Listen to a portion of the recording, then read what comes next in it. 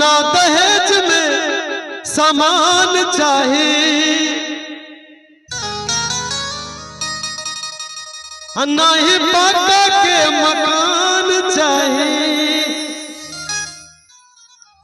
ना दहेज में सामान चाहिए, ना ही पक्का के मकान चाहिए। सुना अगवा महान यह बात अरमान, समझ लिया जवान चाहे। सुना अगवा महान बात यही अरमान, समझ लिया जवान चाहे। ना दहेज में सामान चाहे, ना ही पक्का के मकान चाहे। ना दहेज में सामान चाहे, ना ही पक्का के मकान चाहिए। किनके अगुआ का? दीपक बाबू के अगुआ के समझाते हैं। सुना अगुआ महान बात यही अरमान, समझ लिया जवान चाहे। सुना अगुआ महान बात यही अरमान, समझ लिया जवान चाहे।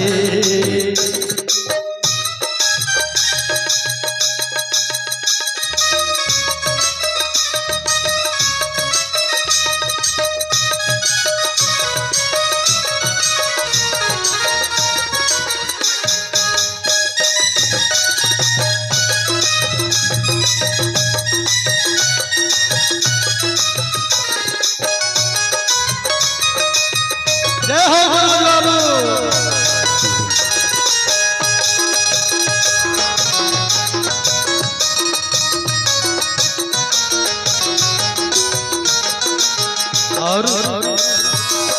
और फरमाइश करते हैं, इतना उच्च विचार आज अगर है तो ये बहुत बड़ी बात है। अगुआ का कहना है, मनोज बाबू का अगुआ का, ना चाहे टीवी, ना चाहे कूलर, ना चाहे टीवी, पढ़ल लिखल चाहे हमारा बाबुआ के बीबी। ना चाहे कूलर, ना चाहे टीवी, पढ़ल लिखल चाहे हमारा बाबुआ के बीबी। उनकर रूप रूपवान चाहिए, उनकर गुण गुणवान चाहिए। उनकर रूप रूपवान चाहिए, उनकर गुण गुणवान चाहिए। सुना अगुआ महान बात यही अरमान, समझ लिया जवान चाहे। सुना अगुआ महान बात यही अरमान, समझ लिया जवान चाहे।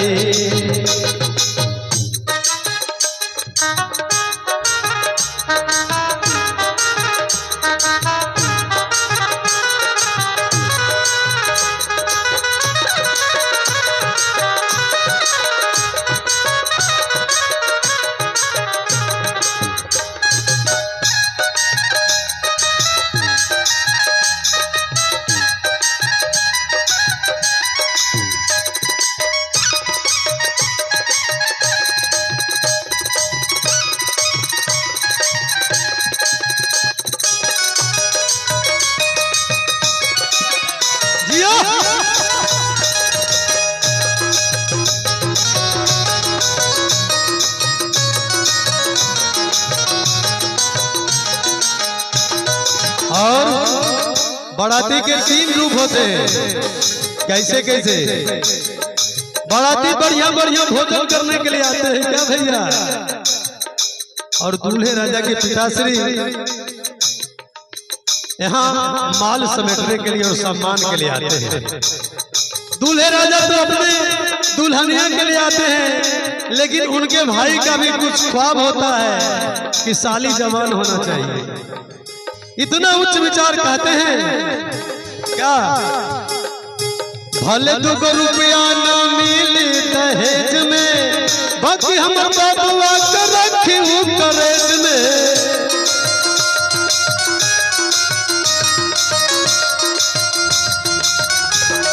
हो भले रुपया न मिली दहेज में, बाकी हमर बाबुआ के रखी करेज में।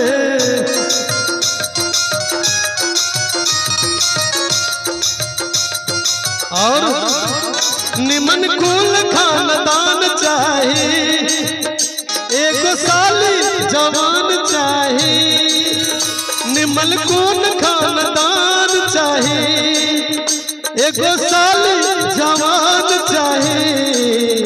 सुना अगवा महान बात यही अरमान, सब दुनिया जवान चाहिए। सुना अगवा महान बात यही अरमान, सब दुनिया जवान चाहिए। ना दहेज में समान चाहिए, ना ही पक्का के मकान चाहिए। सुना अगवा महान बात यही अरमान, सब दुनिया जवान चाहिए। सुना अगवा महान बात यही अरमान, सब दुनिया जवान चाहिए। सुना अगवा महान बात यही अरमान, सब दुनिया जवान चाहिए।